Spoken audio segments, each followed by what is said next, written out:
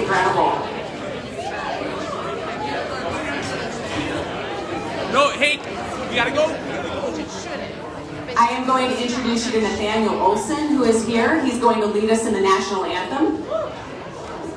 Nathaniel, thank you. Oh, say, can you feel by the dawn's early light what so proudly we hailed, how the twilight last gleaming, whose broad stripes and bright stars through the perilous fight all around we watch was a gallantly streaming, and the great red light, the bones bursting and left gave proof through the night. Still there, oh, say does that star-spangled banner wave o'er the land of the free and the home of the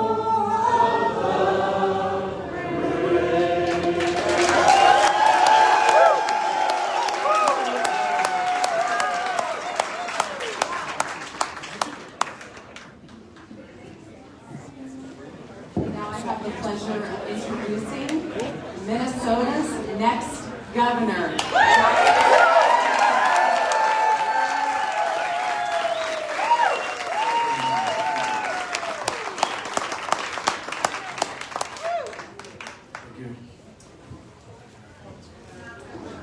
When you do this, when you gather and join energy together, you absolutely humble me.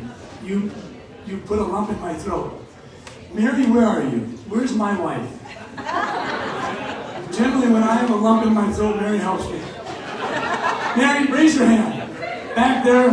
Come on up here.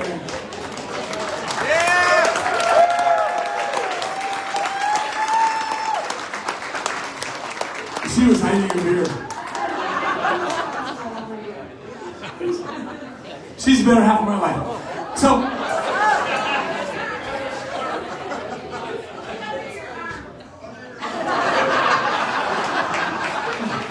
she's lucky that's all I took off. Better delete that. I think we're on Facebook Live, so there we go. So you're wondering why these people have box seats? What city are you from? Pay no attention to this young lady. Let's have this again. What city? The newest city in Minnesota, Credit River. It used to be a township, Credit River.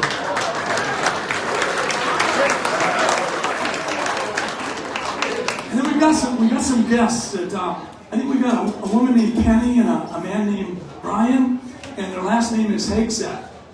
And if I don't tell this story now, I won't be able to later because they'll have censored it. But this is a story about Pete Hegseth, who's on Fox and Friends, okay?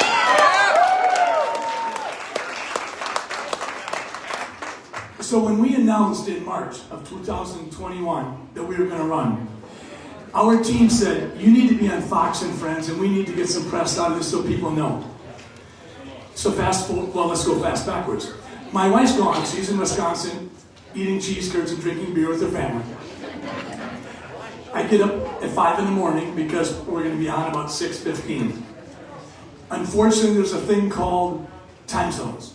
And I evidently got them mixed up because I thought we were supposed to be ready at such and such a time. The phone rang, and I sort of picked it up and I said, yeah. And they said, this is a producer from New York. Are you ready to set your shot up? And I'm in bed. So she said, you sound groggy. I said, no. That's just the way I sound in the morning. I'm okay. She said, do we need to cancel? Well, I knew that if I canceled this, my team would really be upset. So I said, no, I'm fine. She said, you want to set the shot up? I said, yeah. I said, just give me 2 minutes. I got to turn the computer on. So I'm screaming out in the other room, turn the computer on. My hair looks like I stuck my finger in a socket. I do sleep in my underwear, so get that out of your mind. And I'm going to set the shot up, and I realize I have no clothes on other than my underwear. So I run back in, get a shirt, get a sport coat, go back, wet my hair down, and we were going to discuss our release. That was what Pete Hegseth and I were supposed to talk about. So I try to calm down. Here they come. I realize I'm in my underwear, but that's below the table line. And Pete Hegseth says to me, he doesn't ask me about the campaign. He doesn't ask me about COVID, which I know a little bit about. He says, so what do you think about that southern border crisis? Yeah, I've been thinking about that a lot. So I said, well, I think what you're seeing is this is what happens when you don't have well thought out policies. And he says, well, what about the fact that some of these people are being brought up to Minnesota because they literally cannot process them rapidly enough? I said, even worse. If you don't have well thought out policies, you can't do this kind of thing. Pete Hegseth, in a moment, knew that I was absolutely empty of anything important to say. And he changed the subject. He said, so you're running for governor, and we were off to the races. So, Penny and Brian, your son is the only person who's ever interviewed me in my underwear. But let's get down to business. You are here for a reason, and so am I. You are here because of a verse in the book of Esther, 4:14. Have you considered that you're in the position you're in for such a time as this? Because, honestly, when I left the Senate after one term, I was ready to be done. I don't like politicians. I think politics is broke. I think government's broke. I think we can do so much better. We funded enough broken institutions. Let's fund kids, and let's make sure teachers can teach. That's where we've got to go. And we're going to.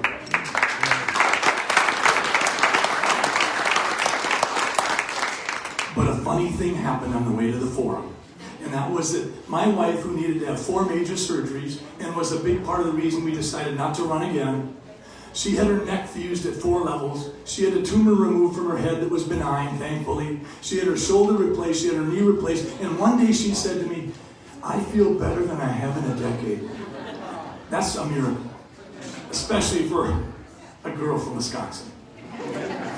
The other thing that happened was COVID hit. And when COVID hit, I had no idea that when I raised my hand and said, when you ask me to fill out a death certificate differently than I have in the last 35 years, and I've got a patient who's stage 4 colon cancer and has been on hospice and has had a chance to say their goodbyes, and in the last day or two, they either have a positive PCR test or they have symptoms consistent with COVID, and you ask me to put that down as the cause of death, you are absolutely corrupting the value of the data that we use all the time to determine what do we need to do in medicine to do a better job.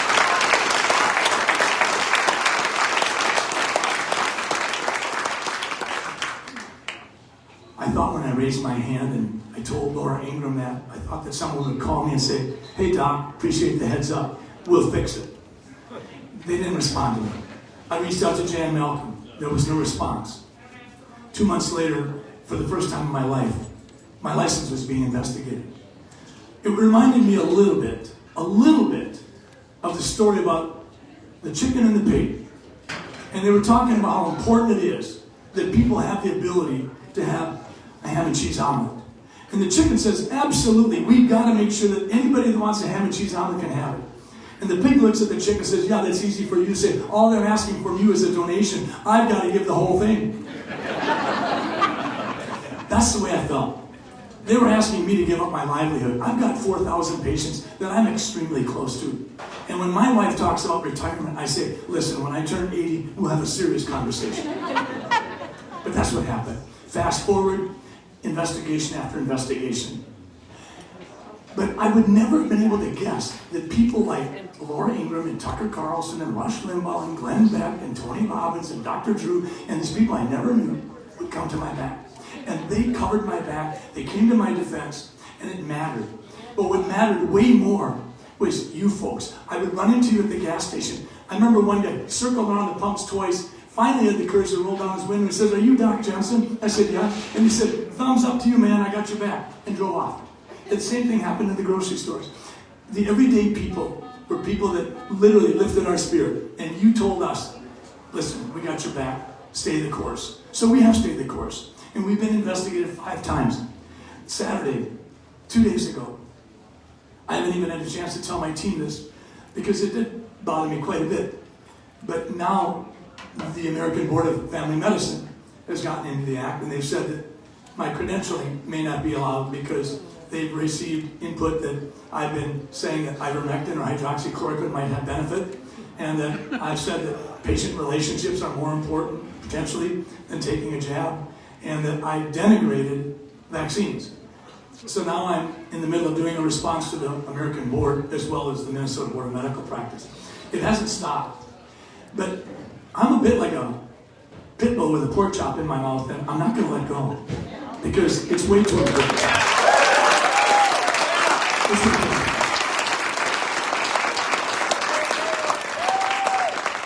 So I'm going to keep my license and I'm going to stay my certification. I'm going to get that done. I'm going to win that. And together we are going to win back the governor of Minnesota.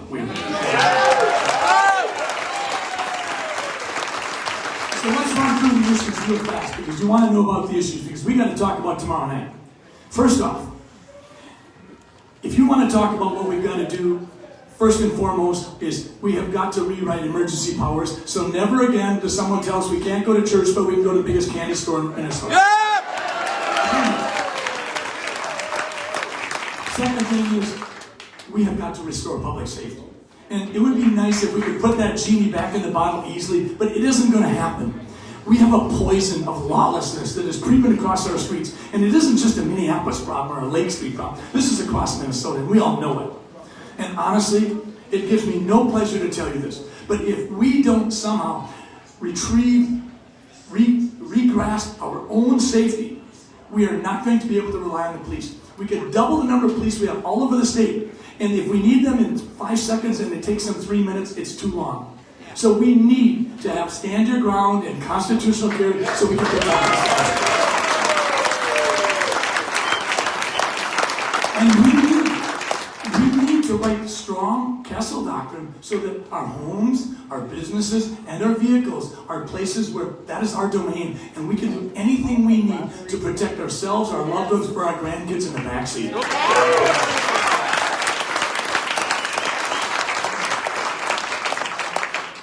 But let's talk about education.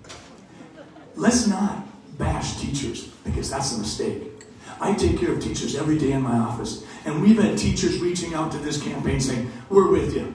What we need to remember is in the same way that I wouldn't want you to make an assessment of me as a family doctor based on what you think about the American Medical Association, the teachers are the same way. Don't judge teachers based on what you think of Ed Minnesota or the Teachers Union. Judge the teachers based on the ability of them to teach kids, and that's why they went into teaching. That's why.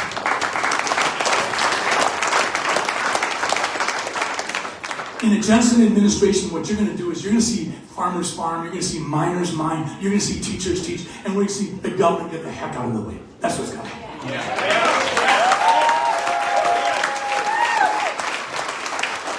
So why is it that more than half the states use some form of voter ID, but in Minnesota, when we bring up the topic, we're said to be guilty of voter suppression? Let's just do it real easy, straightforward. Make it easy to vote, hard to cheat. And if you get caught cheating, spend some time in jail so you'll think twice.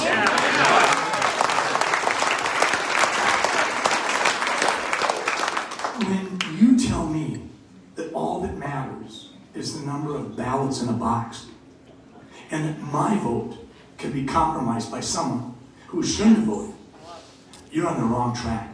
Let's make sure that every ballot in the box belongs there and has been voted by a legal citizen of the United States of America.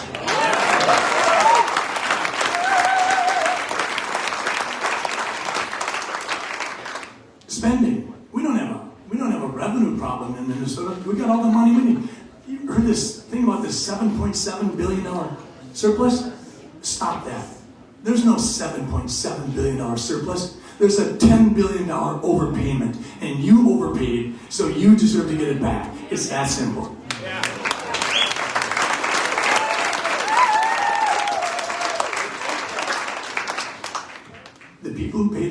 receive it back because it's an overpayment. The worst thing that we could do is allow that money to find its way into our budget as a new line item or as a new increment of spending. Someone said, well, what if we put it in education? No, we can't put it in education because then all you do is you build your budget the next time off of an increased amount. The money has to go back to you. We spend, let me just give you a couple of quick parameters on spending.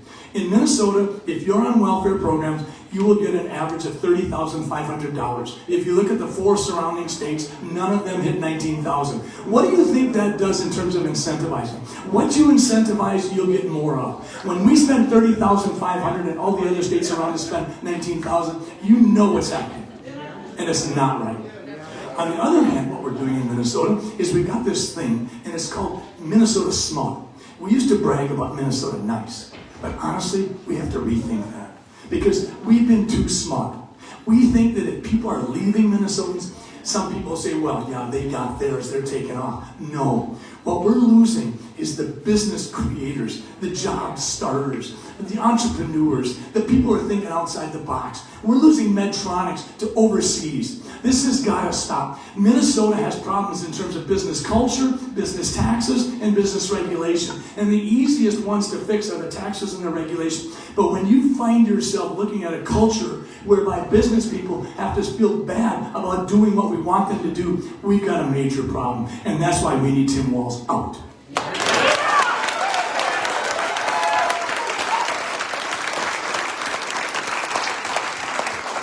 And there's the little matter of science. Now, there's a big difference between political science and science.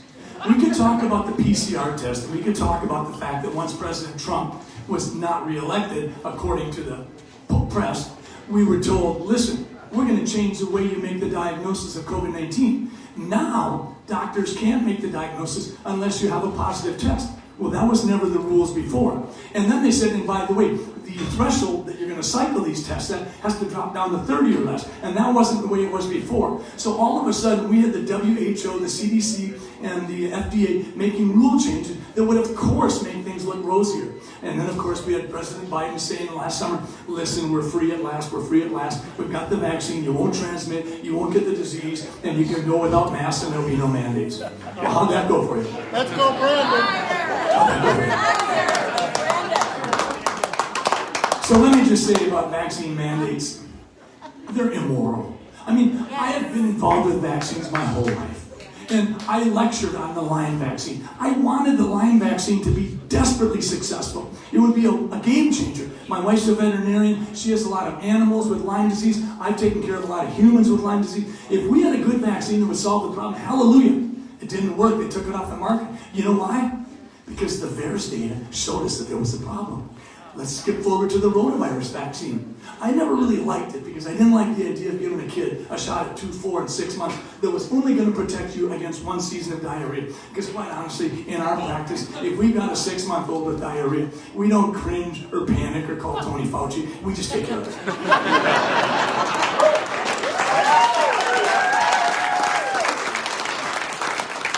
But that's not the half of it.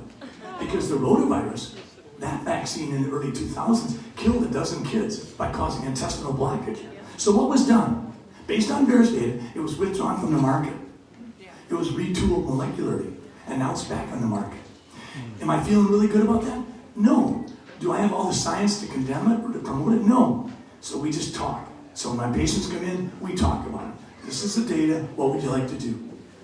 Not all diseases are equal, and not all vaccines are equal. I mean, we definitely want to avoid polio, but we don't have to necessarily put our lives in danger, our health in danger, to avoid diarrhea.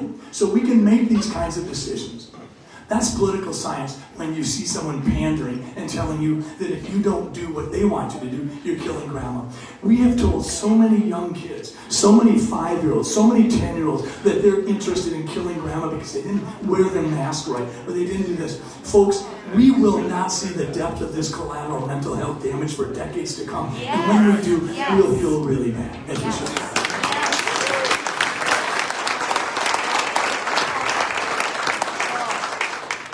So those are some of the key issues. I think that you already heard me sort of fold the Second Amendment rights into the public safety restoration, and that's the way it's going to have to be. We talked about secure elections, we talked about students, we talked about spending, we talked about real science. And now we got to talk about the crisis that we're facing, and the thing that really brings you out tonight is leadership. It really is. You know as well as I do that political leadership gives you certain things. It gives you gridlock. It gives you omnibus bills. It gives you backroom deals in the 11th hour. The first lockdown, you could not get a haircut. The second lockdown, you could. Was there science to demonstrate that somehow this virus doesn't like to be around barbers? I don't think so. 3 days before the second lockdown was put in place, the hair salons were going to be shut down again. But that was a backroom deal. It was a backroom deal, and they go on all the time.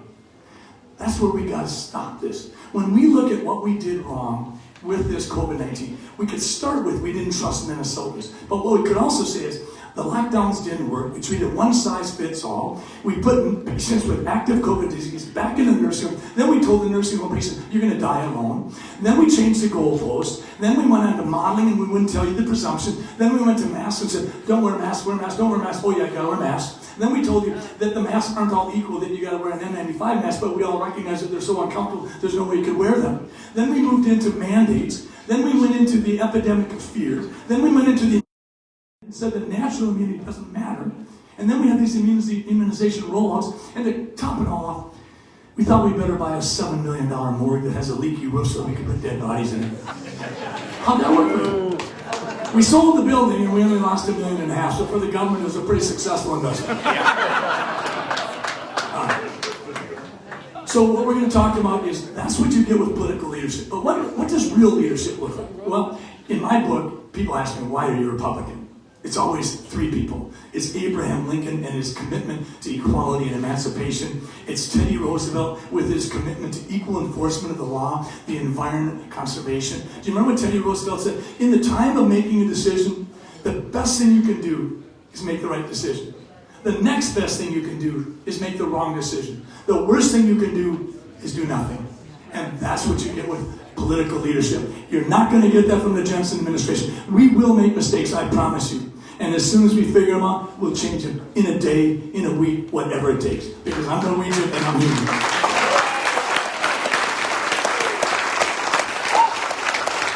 So what you're going to get from us is we're going to speak the truth to power. You saw me get attacked over and over again, and I didn't flinch, and I wouldn't. I mean, if you met my mother-in-law, you would understand why I'm so strong. I'm sorry, that was a private thought. Mary? I'm sorry. Yeah, I'll make it up to you. Okay. We're going to resist groupthink. We're not going with groupthink. And we're going to speak for all Minnesotans. Hubert Humphrey said, a good leader speaks for the people who are unborn, the people who are at the end of life, and for the people who live in the twilight of life. There are a lot of folks out there that don't get up like we do in the morning. They're looking at a wheelchair. They're looking at a personal care attendant. We have got to be able to figure out how to do this, and we will.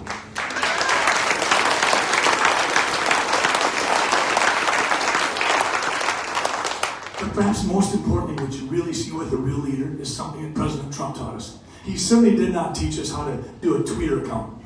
But he told us to trailblaze the issues. Do you remember when he took on NATO and he said, you can't do that? And he said, watch me. And he went to Germany and he said, pay your fair share, darn it. Do you remember when he went, he said, we're going to look at NAFTA? And he said, you can't look at NAFTA. That's an established treaty. And when he got done, Democrats and Republicans alike said, it's better. He took on DACA. DACA wasn't President Trump's origination problem. That was President Obama in 2012 through executive powers.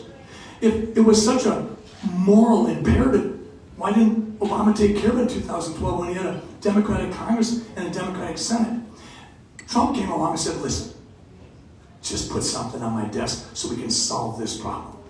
That's what he did. He drove the dialogue. He drove the dialogue even on the wall. Now, it might have been a little bit outlandish to say that the Mexicans were going to pay for the whole wall. But nevertheless, we had a problem that started in the 1920s. Go back all the way to Coolidge. That was when this wall started. First, we started with barbed wire fences and roving horses and rangers. Then we moved into the 1940s and we put more fence up. It wasn't until the 1980s and the 1990s we put some really impregnable stuff up. If you want to listen to a good speech, go listen to Bill Clinton talk about the problem on the southern border and how we cannot allow this to happen. And along comes his wife who says that we should have open borders. Trump just wanted to solve the problem. That's all he wanted. All right, so that's...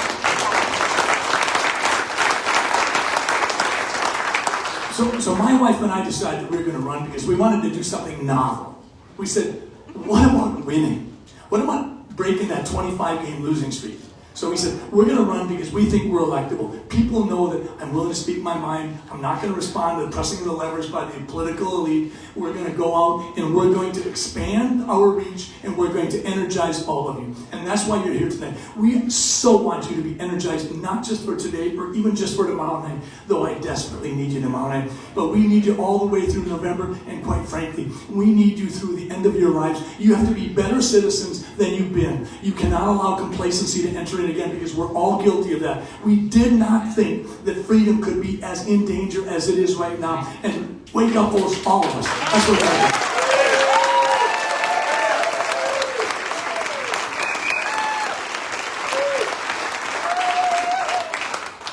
So how are we going to win? I mean, we've got to do something different. Well, first off, let's recognize our flaws. I mean, the Republican Party still has this taint of being sort of a bunch of old, wealthy white guys with white hair.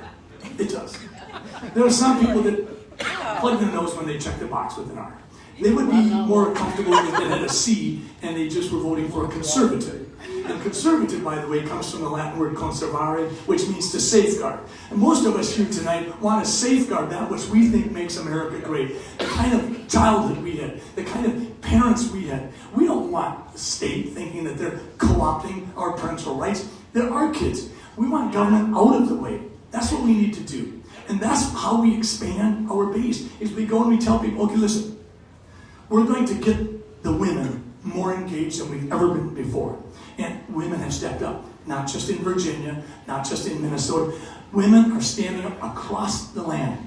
And it's not just the mama bears, because they're hauling the papa bears behind them. And it's working. You are lighting up the world. You're changing history. You really are. And we need to go minorities, and we need to ask minorities what matters to you. And what minorities will tell you is they want the same things we want. They want to be able to honor faith, family, freedom. They want less government, and they want to protect the unborn. Well, let's go do it, darn it. That's what they want.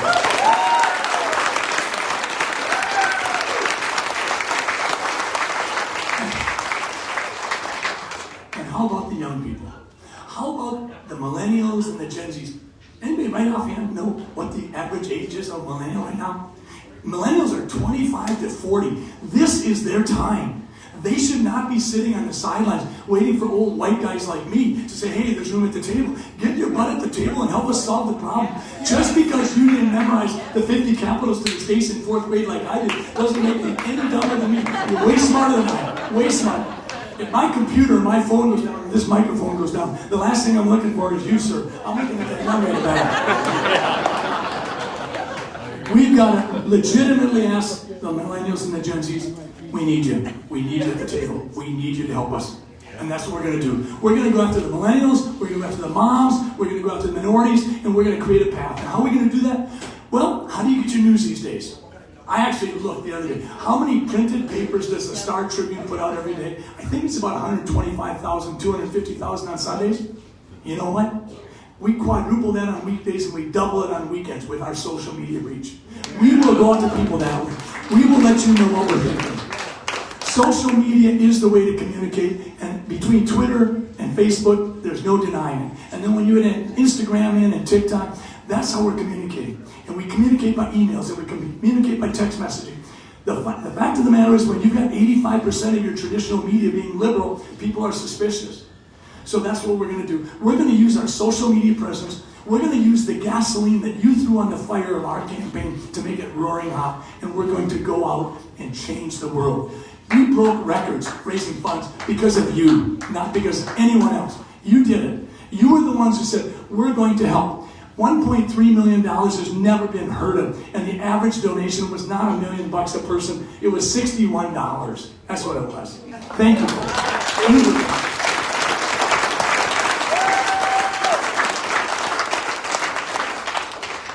why is tomorrow night important? Well, tomorrow night's important because I don't know if anybody realized it, but I've not been chosen as the darling of the political elite. Somewhere along the line when I told them that I wasn't going to kiss the ring, I wasn't going to be a puppet on a string, I wasn't going to respond to their levers, we weren't going to take $1 from Big Tech, we weren't going to take $1 from Big Pharma, and by the way, we've had no lobbyist fundraisers. They said, well, you make us nervous. Well, I think they should be nervous because you guys can actually see win. Yep.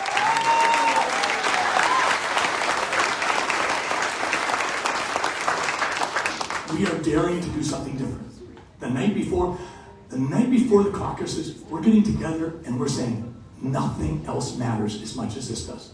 So now let's turn our attention to the real heroes, and that's you folks. There are so many things that you have on your mind. There are so many things you could be doing, but you're not.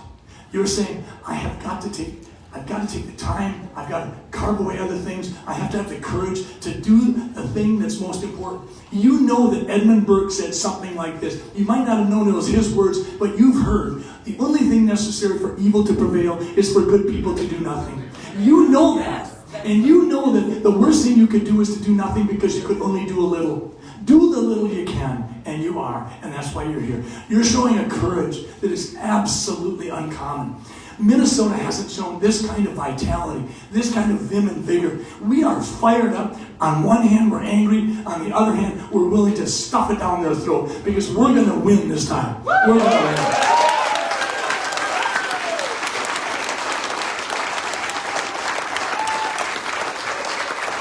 So tomorrow morning, when you wake up, and you're in your underwear, and you realize you don't have to do a national news program, and you breathe a sigh of relief, remember this. Tomorrow night, you've got an engagement with destiny. You're going to meet with your neighbors. It's the first step. It's the step where you're going to look across the table, and you're going to say, let's do this. Let's figure out how we do this together. Let's figure out how we continue to energize ourselves, expand our base, get votes that we've never gotten before. And then in March, we're going to do the BPOU convention, and in May, we're going to do the state convention. But in doing that, you need to give yourself a pat on the back because you are fired up. Let me just ask for a quick show of hands. How many of you have never been to any kind of a political talk or anything like this, particularly the night before caucus? Raise your hand if you've never. I mean, half the people here, I've never been to something like this. You are fired up and you're ready to go. So this isn't about political leadership where what you see is Jan Malcolm having job security and you see our farmers tied to California car emissions, or you see Governor Walz running around saying one Minnesota, which makes no sense at all. We've never been this fractured. This isn't about any of that stuff. This is about good people wanting to safeguard the best in Minnesota. We have all lived those kinds of lives where it took a village to raise a child, and our neighbor saw us messing up and let us know that if we didn't do it again, they wouldn't tell our mom and dad. That's the kind of childhood we had. We were able to go out in the street and mom and dad could say, be home when the whistle blows, and you knew that was when supper was served. Somehow, we have got to get back to that time. And you folks have invested in Team Jensen. You said, you know, you're a maverick, you're no career politician, you're not looking for a new career path, and you stood in the trenches, you stood in the breach, and you didn't flinch, and you're on the school board for 10 years, and you started a couple of restaurants, you built a couple of clinics, you built a couple of commercial buildings, you've hired hundreds of employees. You actually have the breadth of knowledge and experience that it takes to do all that needs to be done. Folks, that's why you're here tonight. I need you tomorrow night at 7 o'clock at caucus. Thank you so much for being here.